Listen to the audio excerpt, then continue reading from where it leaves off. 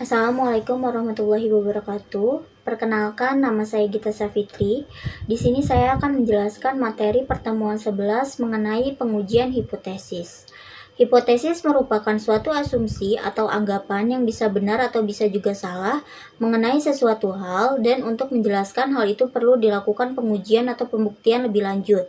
Asumsi anggapan itu seringkali dipakai sebagai dasar dalam memutuskan atau menetapkan sesuatu dalam rangka menyusun perencanaan atau kepentingan lainnya, baik dalam bidang ekonomi, bisnis, pendidikan, bahkan politik.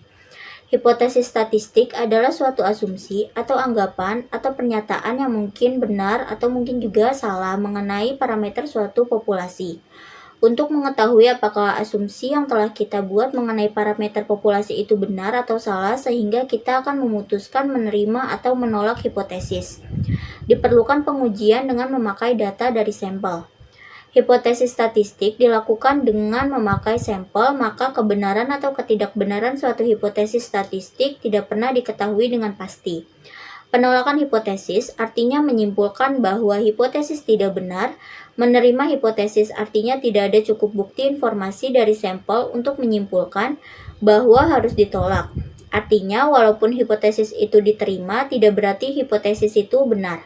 Oleh karena itu, dalam membuat rumusan pengujian hipotesis, hendaknya selalu membuat pernyataan hipotesis yang diharapkan akan diputuskan ditolak. Hipotesis yang dirumuskan dengan harapan untuk ditolak disebut hipotesis nol yang ditulis H0. Penolakan hipotesis nol akan menjurus pada penerimaan hipotesis alternatif atau hipotesis tandingan yang ditulis H1 atau HA. Kesalahan jenis 1 dan 2. Kesalahan jenis 1 adalah kesalahan akibat menolak hipotesis nol, padahal hipotesis nol benar sehingga sesungguhnya harus diterima. Kesalahan jenis 2 adalah kesalahan akibat menerima hipotesis nol, padahal hipotesis nol salah sehingga sesungguhnya harus ditolak. Uji satu arah dan uji dua arah. Berdasarkan hipotesis alternatif dikenal dua jenis pengujian, yaitu pengujian satu arah dan dua arah. Bila hipotesis 0, H0, θ sama dengan θ0, dilawan dengan hipotesis alternatif H1, θ lebih besar dari θ0, atau H1, θ lebih kecil dari θ0, maka pengujian hipotesis ini disebut uji satu arah. Akan tetapi, bila hipotesis 0 dilawan dengan hipotesis alternatif H1, θ tidak sama dengan θ0, maka pengujian hipotesis ini disebut uji dua arah.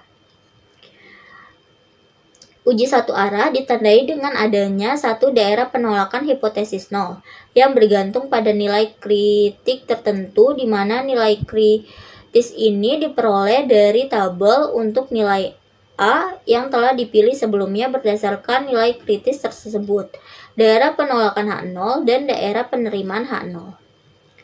Uji dua arah. Pada uji dua arah, daerah penolakan H0 ada dua, yaitu luas daerah di bagian paling kiri dan luas daerah bagian paling kanan yang masing-masing besarnya adalah A/2, di mana A telah ditentukan sebelumnya.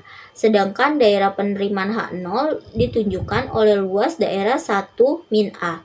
Nilai kritis ada dua, yaitu min Z A/2 dan Z A/2, yang diperoleh dari tabel untuk nilai A yang telah ditentukan sebelumnya. Langkah-langkah yang diperlukan untuk pengujian hipotesis adalah sebagai berikut. Yang pertama, tetapkan dahulu rumusan hipotesis dengan tepat, baik hipotesis 0 dan hipotesis alternatif, apakah termasuk ke dalam uji satu arah atau uji dua arah. Yang kedua, tetapkan taraf nyata A yang diinginkan, sehingga dengan memakai nilai A tersebut diperoleh nilai kritis dari tabel.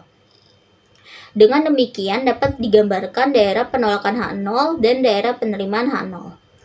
Yang ketiga, tetapkan statistik uji Z yang cocok untuk penguji hipotesis 0. Rumus statistik uji ini sangat bergantung pada parameter populasi yang diuji.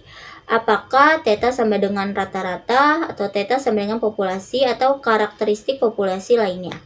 Yang keempat, yaitu hitungan nilai statistik uji Z berdasarkan data dan informasi yang diketahui baik dari populasi maupun dari sampel yang diambil dari populasi sebelumnya. Yang kelima, yaitu simpulkan. Lakukan penolakan H0 bila nilai statistik uji ZH jatuh atau terletak di daerah penolakan H0, yaitu apabila nilai ZH lebih besar dari ZA atau ZH lebih kecil dari min ZA. untuk pengujian satu arah, dan nilai ZH lebih besar dari ZA/2 atau ZH lebih kecil dari min ZA/2 untuk pengujian dua arah.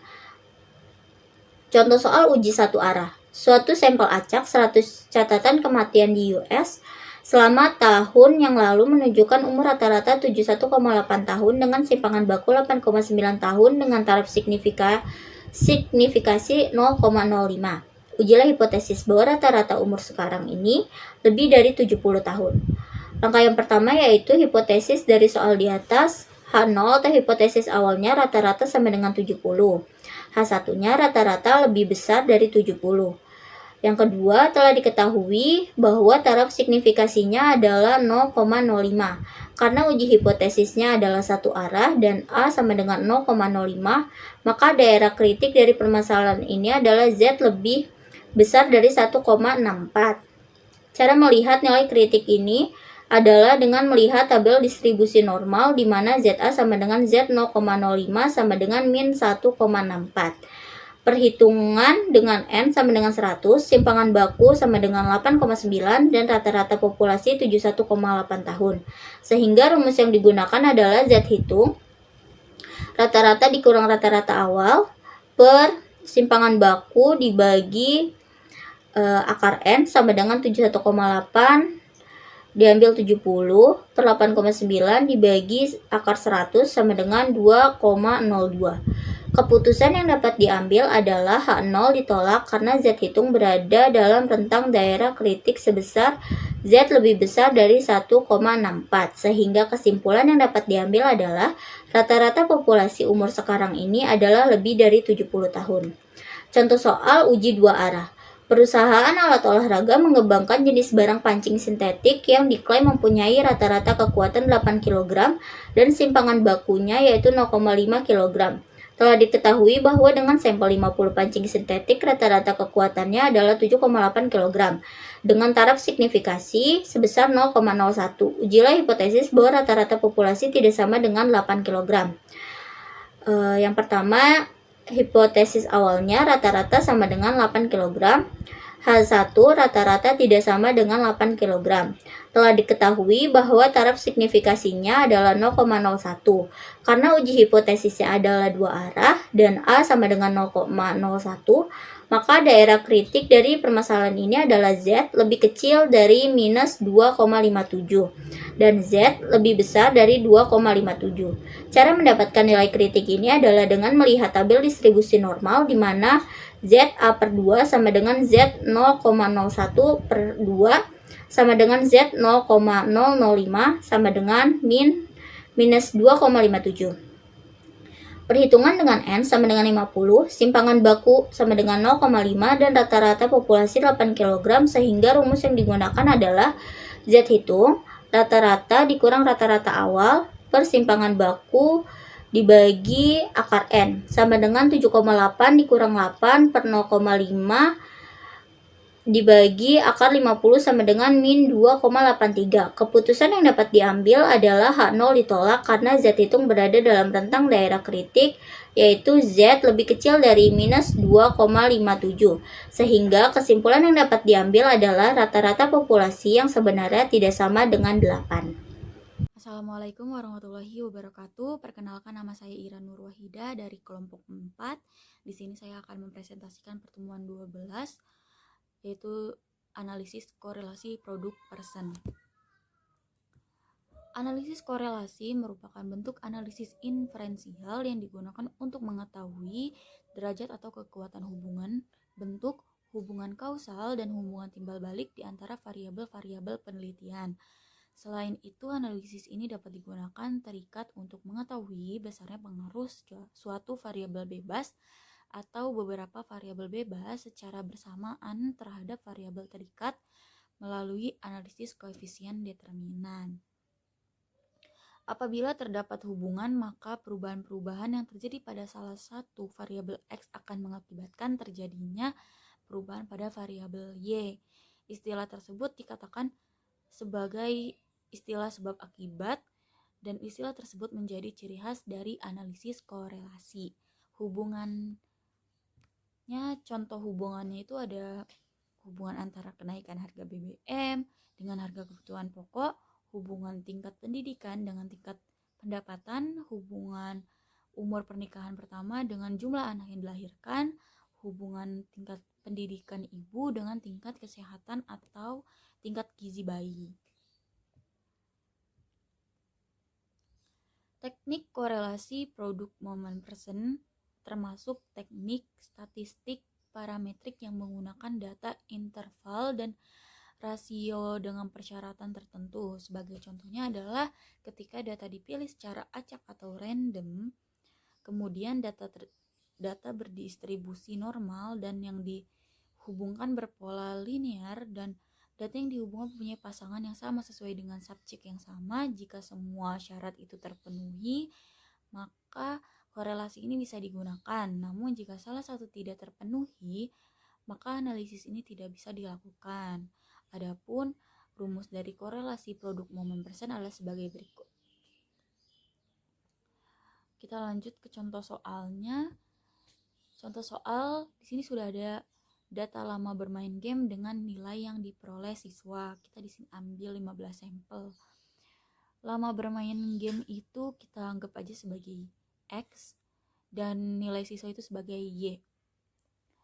Lalu untuk tambahannya kita harus cari total XY-nya, total X kuadratnya, dan total Y kuadratnya. Kalau dilihat dari tabel ini kita sudah dapat ya.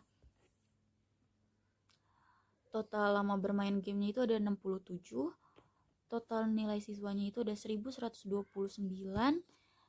dan lalu total X-nya itu ada 4961, total X kuadratnya ada 343, lalu Y kuadratnya itu ada 87.023 ya. Langsung aja dimasukkan ke dalam rumusnya. R sama dengan N dikali sigma XY dikurangin sigma X dikali sigma Y per akar N dikali sigma X kuadrat dikurang sigma X dikuadratkan dikali N dikali sigma Y dikurang sigma Y dikuadratkan 2. Lalu dapat hasilnya yaitu R sama dengan min 0,2736. Jadi koefisien korelasi data tersebut adalah 0,2736.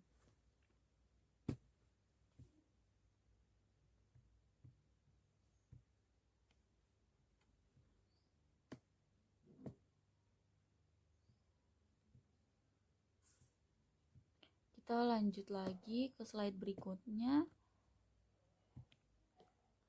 Koefisien determinasi.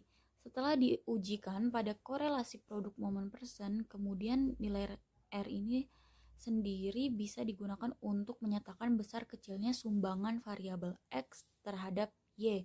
Artinya, pada koefisien determinasi ini bisa digunakan untuk mengetahui seberapa besar variabel Y dipengaruhi oleh variabel X yang diujikan pada data tersebut.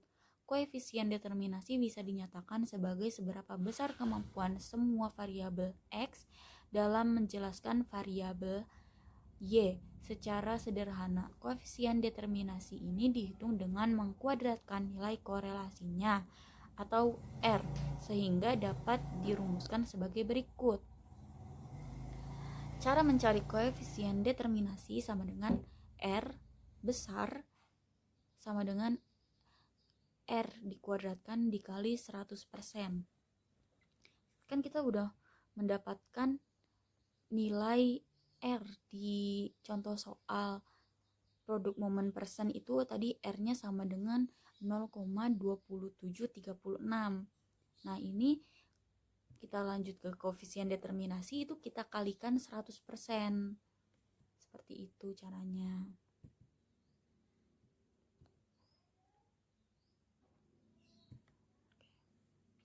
Lanjut lagi. Setelah koefisien determinasi, kita harus menguji hipotesis atau uji T. Setelah hasil korelasi R kemudian dilanjutkan dengan R besar atau determinasi. Maka langkah selanjutnya adalah dengan pengujian signifikasi. Hal ini berguna apabila peneliti ingin mencari makna hubungan atau korelasi antara variabel X terhadap variabel Y. Adapun untuk rumus ujinya adalah dengan uji T, itu sebagai berikut. Di sini kita ada istilah T-tabel dan T-hitung. Kalau sekarang kita cari T-hitungnya dulu. Kalau tadi kita ada R besar itu simbolnya determinasi. Kalau R kecil itu simbolnya korelasi.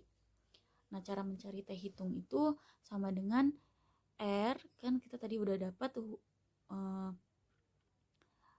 besarnya R itu berapa, kita sudah hitung R-nya itu berapa, jadi tinggal masukin nanti ke dalam rumusnya uji T.